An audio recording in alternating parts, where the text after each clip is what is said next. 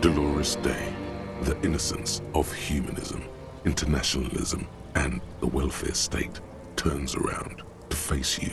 She has an airship airbag in her hand. She seems to be in a hurry. Okay, don't say you need to talk right away. Melt the ice first. This way you're already talking. But you don't even want to talk to her. She would only be cold and mean. Let her go. Let her go? This is the Holy Queen of the territories of Mwindi and Insulinda. Think of the historic knowledge we could glean. Win her back. How does that fit in here? And what is the Holy Suzerain doing here anyway?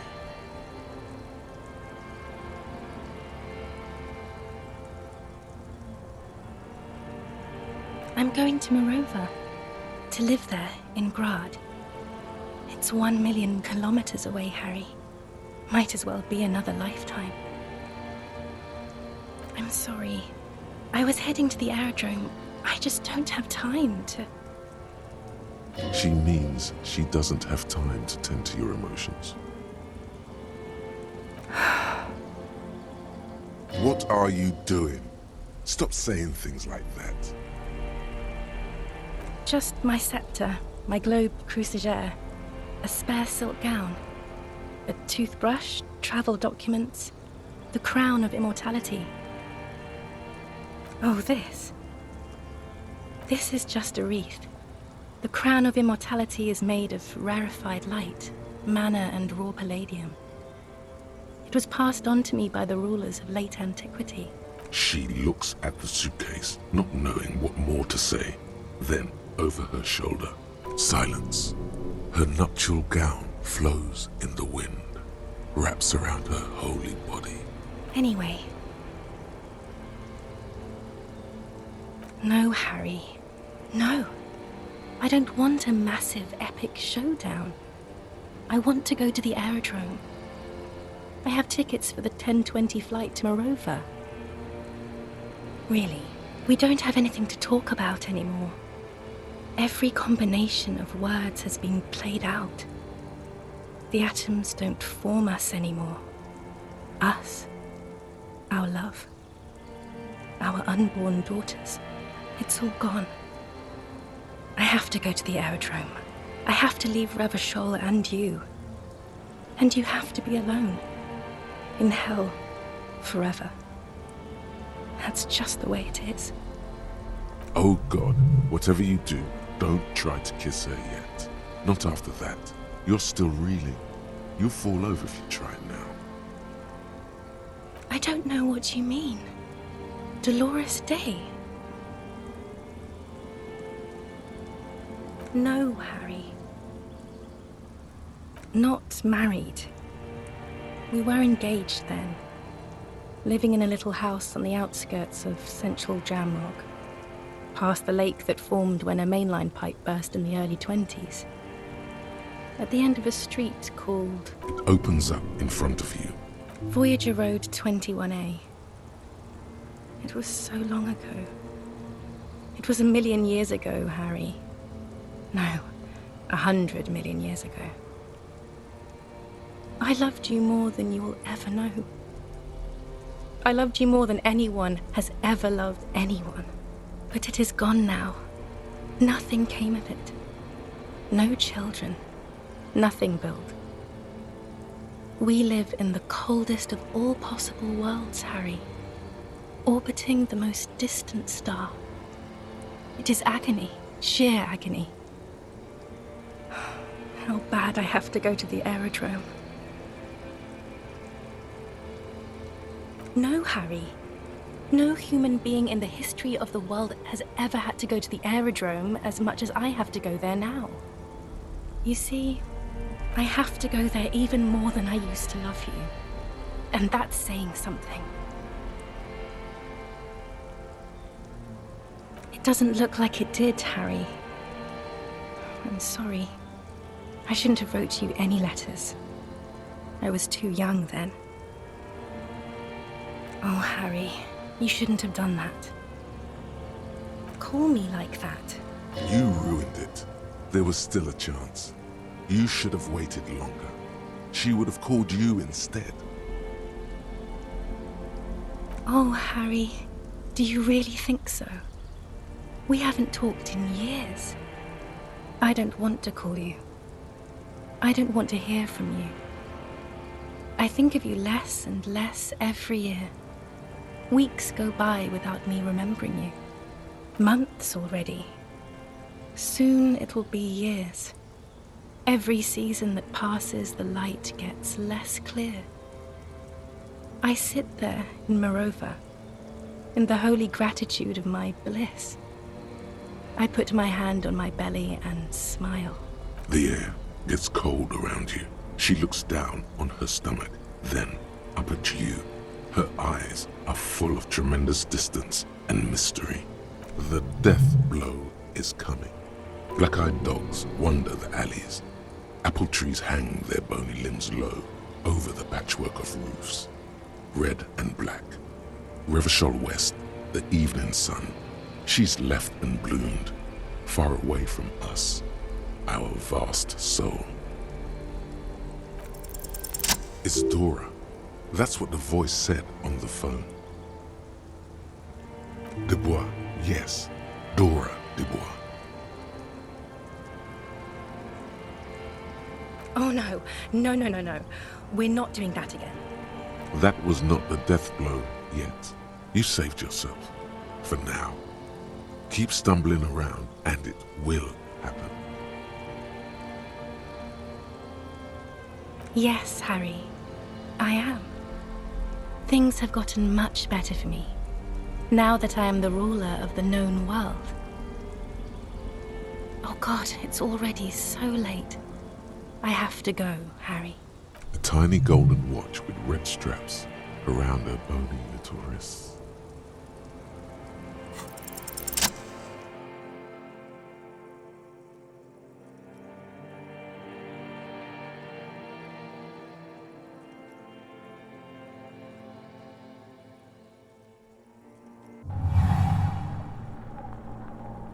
With your feet trembling from the steps you took, tepid and fearful, you stand against her body close to you, radiating warmth. With your eyes closed, you move your lips on her mouth. She is not kissing you back. Feels like soft fuzz, a bird covered in down feathers, brushing against your broken capillaries. The world's most precious material, reserved for those she lets close enough to feel it. You are stealing a touch. It's not yours to take. This was not about failure or success. This was always going to be horror. I should not have suggested it, and you should not have listened to me. Her chest rising like a pillow, warm exhalations against the side of your mouth, her tender soul moving through her lungs. Hidden, distant, kept safe from you. The delicate wreath on her forehead pressing into your temple. The silver is cold from the spring evening air. Her hand does not return the grip. Her body is rigid. A current of unease courses through it. Distrust. For you. The curve of her spine.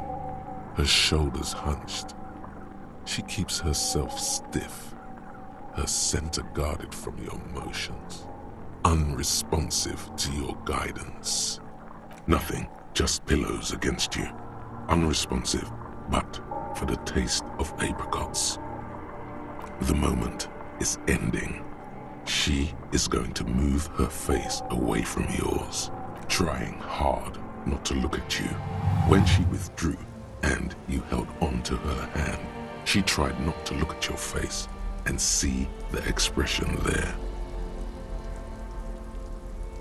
Brother, you should put me in front of a firing squad. I have no words for how I failed you. Why did you do that to yourself? You know I don't cheat, Harry. I never cheated on you. No, Harry, not yet. There is one more thing you have to see. I'm pregnant. course not. I terminated yours. Don't you remember? You poor fuck. Poverty-stricken fuck. Now, go ahead. Ask me more questions. Let's talk about something else. No, this has to end. Do the last one. More questions. Ask more.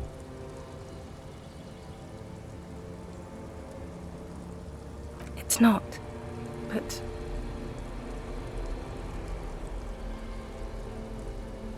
I don't know why I said but. There is no but. That's it, yes.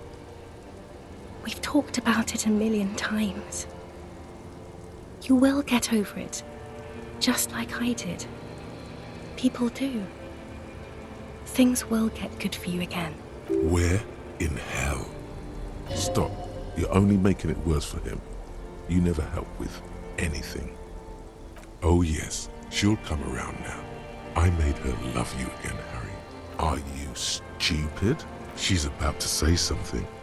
Here it comes. She's started to love him again. Her innocence, Dolores Dei, fiddles with the handle of her airport bag. She has a pained expression on her face. It's agonizing. See? She isn't saying anything. I don't understand. It was, she herself said. We were bad for each other, okay? I was bad for you. Can you not see I'm bad? I had to stop. I couldn't just turn into a bad person. You will get better. It just takes some time. For you, I think it will take something like 20 years, maybe? It was hard for me too, you know? I used to think I couldn't live without you. But I can. She keeps her shoulders squared and her back straight. But it's clear you're still making her sad. Yes. But that time is gone now. So very gone. No, Harry. We can't. We already tried again, and it didn't work. Is that how it is now? We should just try all good things twice, and then give up. By that logic, not you too.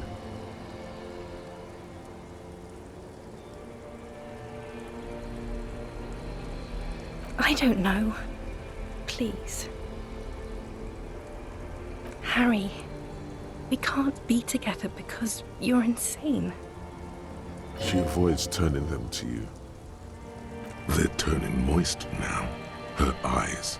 She slowly shakes her head and tries to get hold of herself, brushing her hands in her gown. You know what I mean. A little down. You've worked there for so long, you can't even talk like a normal person anymore. It's always lists with you. Questions. Questions? Did someone say questions?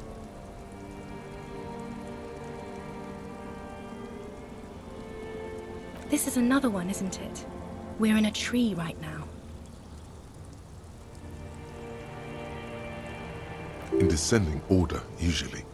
It's best to do them like that. It's not just the lists or trees or whatever.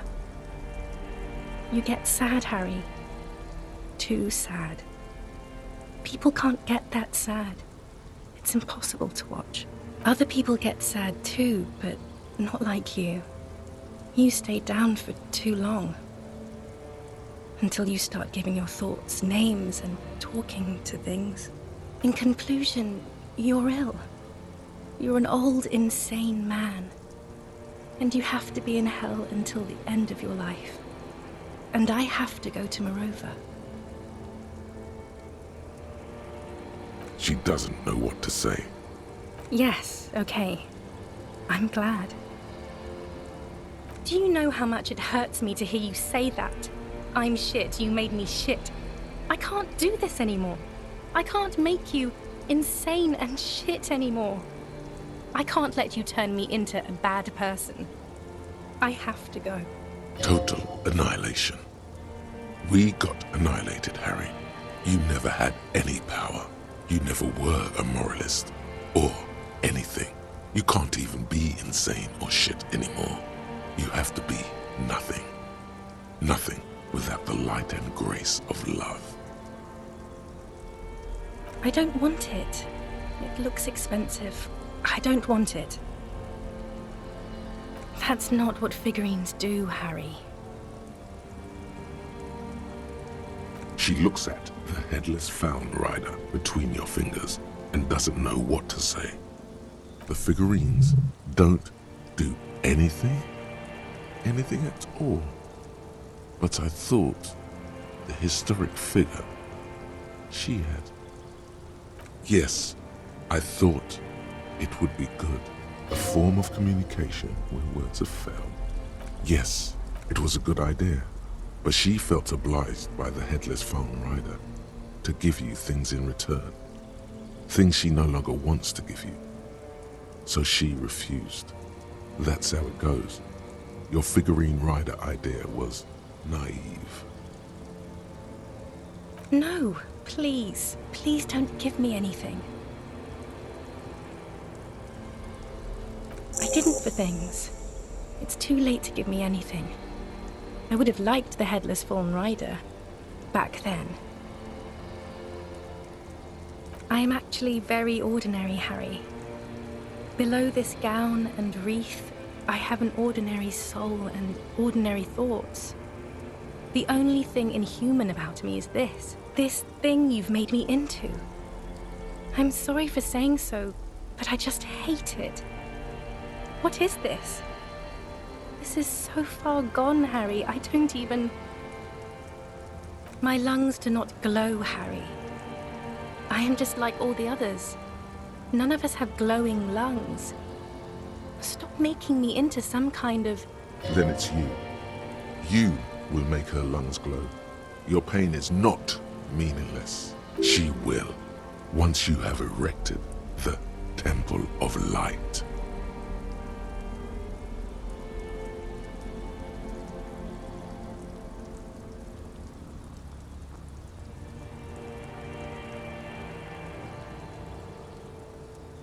No answer. The arches of her brows quiver as she looks you in the eye and backs away from you. You won't do any of that. You can barely make her cry. A warm gust wraps her gown around her waist and between her thighs. All the roads will miss her footsteps when she's gone from here. A completely different world. It'll pass. Everything does. I have to, Harry. Really, I've already missed the 8:30. I'm gonna go now. I was wrong. You don't have power over her anymore. You shouldn't have said that. I am wrong about everything. You should go on without me.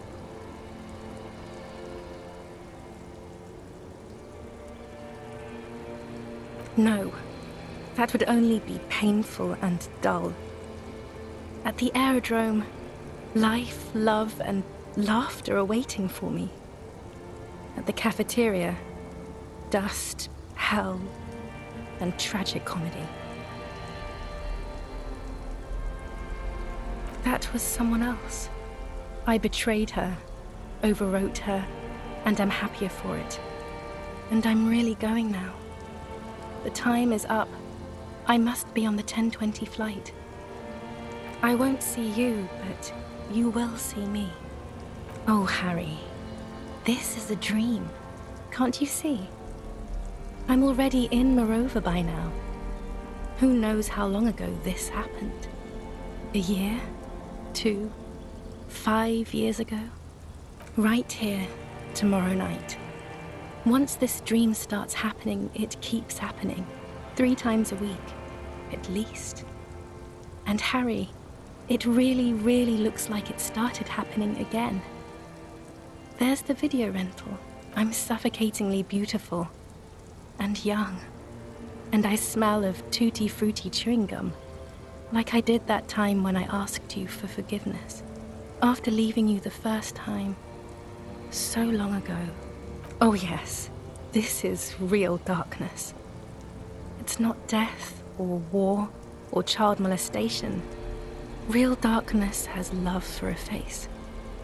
The first death is in the heart, Harry. See you tomorrow.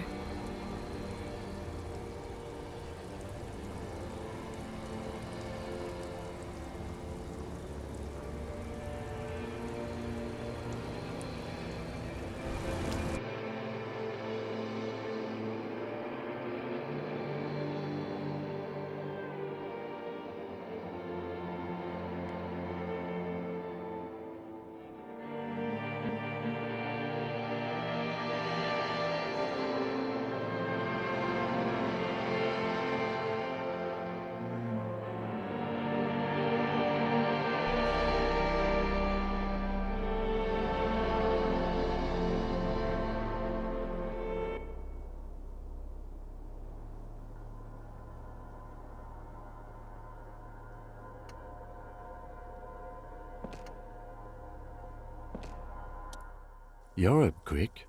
How was your sleep?